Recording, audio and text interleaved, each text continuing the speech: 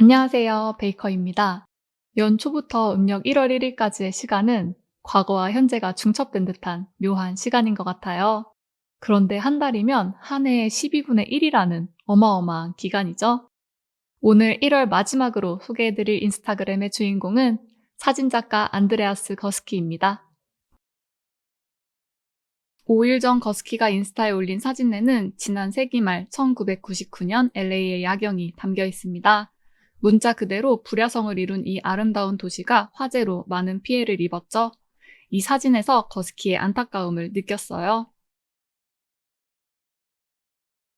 다음 달 16일까지 상하이 웨스트번드 미술관에서 그룹전이 열리고 있어요. 이때 상해 방문 계획이 있으시다면 꼭 관람하시길 추천드려요. 1970년에서 2000년 사이 퐁피두 센터 사진 컬렉션의 하이라이트 작품들이 전시된다고 합니다. 거스키의 대표작 99센트가 걸려 있어요. 이 사진도 거스키가 찍었나 봐요. 수평수직이 흠잡을 데가 없네요.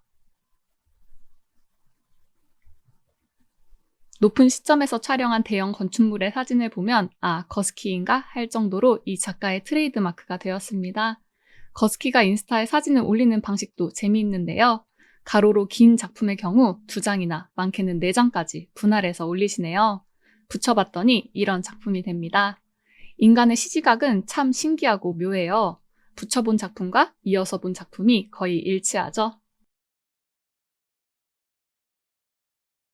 아까 상하이 미술관에 걸린 99센트와는 컬러가 조금 다른 99센트 같아요.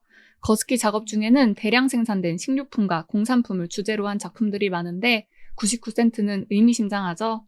싸니까 사세요. 감사합니다. 이런 의미가 함축되어 있어요. 그런데 그의 작품은 높은 가격으로도 잘 알려져 있죠. 지난 2011년 크리스티 경매에서 430만 달러에 낙찰된 기록도 있어요. 메이데이 연작 중의 한 작품입니다. 아마도 노동절 축제에 참여한 군중들을 높은 각도에서 촬영했나 봐요. 사람들이 모두 한 방향을 바라보고 있는데 저는 이 작품을 보면서 고암 이응노 선생님의 군상이 떠올랐어요. 뭔가 한화하는 듯한 역동적인 포즈들도 그렇고 하나하나 개인에 집중하기보다는 모였을 때 전체적으로 응축된 에너지가 화면을 가득 채우고 있다는 점이 고암 작품을 생각나게 했나 봐요. 초현실적인 풍경이지만 사실 우리도 종종 보는 장면이죠. 호텔이나 대형 쇼핑몰에는 이렇게 한눈에 전체를 바라볼 수 있는 구조를 씁니다. 작가의 의도와는 다르게 저는 파놉티콘이 생각났어요. 한 교도관이 많은 재수들을 관찰할 수 있도록 고안된 구조인데 거스키의 이런 형태의 작품을 마주하게 되면 감시와 관음이라는 상반된 감정을 느끼게 되죠. 이 작품이 상해 전시에 출품된 99센트 같죠? 제작 연도도 1999년이고 전체적인 작품 컬러도 같아요. 거스키는 뒤셀도르프 시절 베른트와 힐라 베어에게 사진 수업을 받습니다. 베어 부부는 유형학적 사진을 창시한 분들로 유명한데요. 1950년대부터 20세기 초 산업화 시대의 상징적인 건축물을 객관적으로 촬영했죠.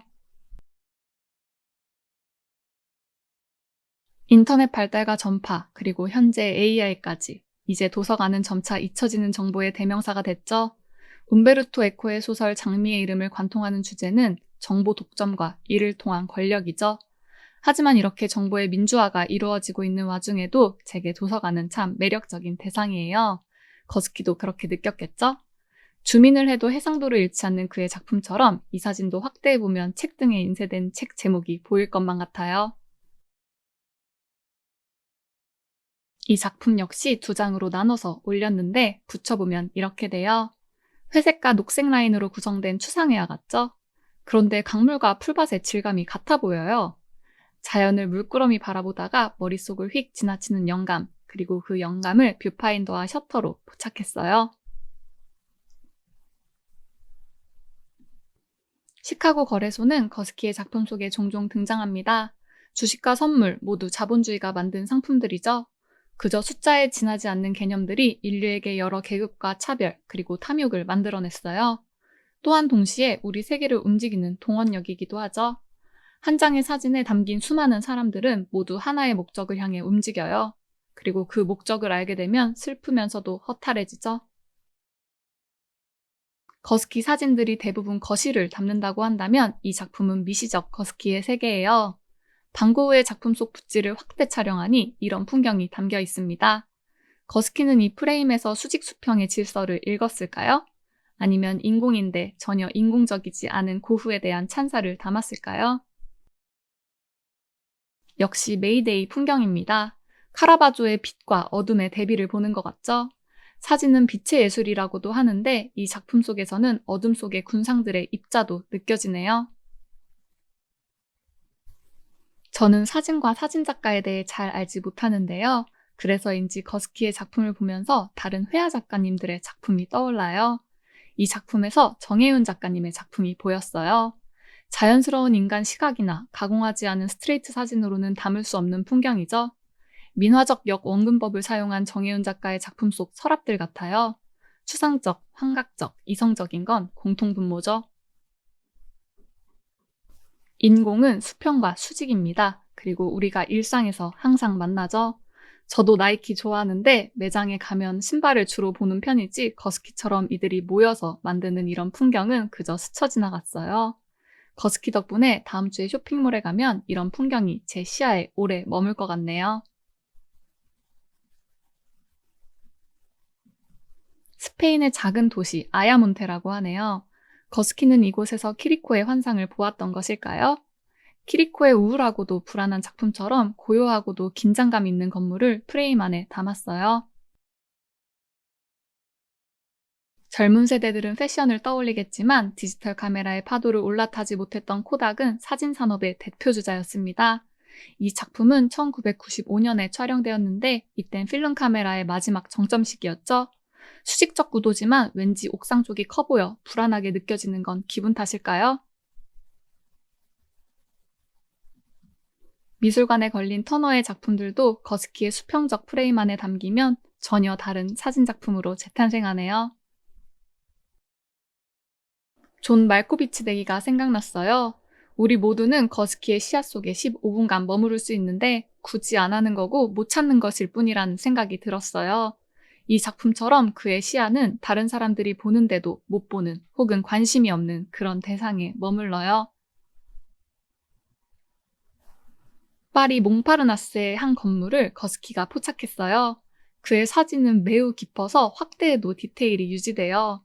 마치 구글맵처럼 계속 안으로 파고들 수가 있죠. 그런데 저는 이 작품을 보면서 몬드리안이 떠올랐어요. 건물 기둥들만 검정색이었으면 정말 딱이었겠다는 생각이 들어요. 1984년 작품입니다. 1990년대 이전 작품은 스트레이트 사진이죠. 이 사진 역시 거대한 자연과 그 속에 돌멩이처럼 흩어진 사람들을 담고 있어요. 이후에 거스키는 사진을 편집하고 개선하기 위해 컴퓨터 기술을 사용하여 촬영한 피사체보다 더 큰 공간에 예술을 만들었다는 사실을 솔직하게 밝혔는데요. 프로그램을 사용했건 안 했건 그의 작품은 광활하고 화려하고 재미있고 문자 그대로 믿을 수 없죠. 1982년 거스키의 작품들은 이렇게 공통점을 가집니다. 가로 세로 수평 수직의 라인들이 부각된 공간 속에서 일하는 두 사람들이 정면을 응시하고 있죠. 그의 작품 속에서 주로 등장하는 인공적인 공간의 시작일 것 같다는 생각이 들었어요. 이후 작품 속의 공간은 점점 커지고 인물들은 작아지면서 숫자가 많아지죠. 거스키는 2024년 인스타그램을 시작했어요. 그리고 첫 게시물로 1980년에 제작된 가스레인지 사진을 올렸습니다. 가스레인지에는 3개의 화구 모두 불이 켜져 있어요. 거스키의 작품에는 사진을 읽는다는 표현이 매우 적절할 것 같은데 여러분은 작가의 첫 인스타 게시물에서 어떤 걸 읽으셨나요? 저는 젊은 거스키의 의지와 의욕을 읽었어요. 검고 하얀 무채색 사이에서 파랗게 빛나는 열정도 함께 읽었죠. 안드레아스 거스키는 주관적 의견만이 사진을 예술로 만든다는 통념을 깨고 객관적 관찰을 통해 얻은 통찰을 프레임 안으로 담았어요. 주관과 객관이라는 오래된 대립 명제를 설명 대신 이미지로 보여줬어요. 그럼 지금까지 베이커였습니다.